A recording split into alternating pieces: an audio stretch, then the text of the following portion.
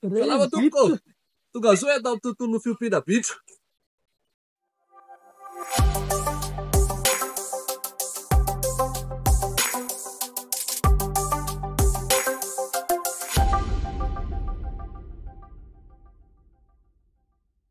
Ny atao hoe tera-bitro dia ny bitro miteraka afaka miteraka mandavan-taona.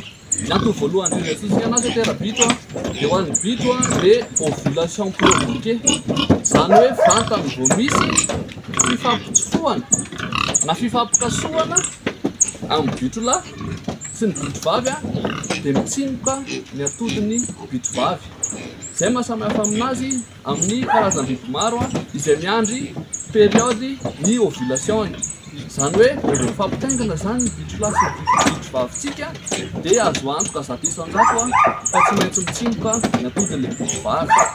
Avy eo indray ny fomba fitondrany vovoka no mamaritra mety ho firy ny zanany mety hipetraka be le izy mety ho tomombana ara-dalàna ve ny fitondrany vovoka.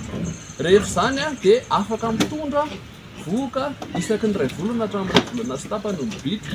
Saingy mila fahaiza-manao no mampiasa an'izany, mila mampiasa tranony bitro tena manaraka ny pentra, mila mampiasa provandy, mila mampiasa vilona ambolena tsara mihitsy dia afaka hitantsika vokatra izay.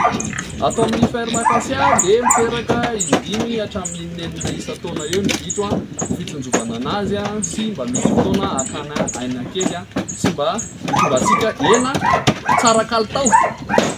Ohatran'izao dia araka ny hitantsika ohatran'izao vokatra makasitraka anao an-trano manaraka ny tezy dia miratso indrindra tompoka mahereza ny fiompiana.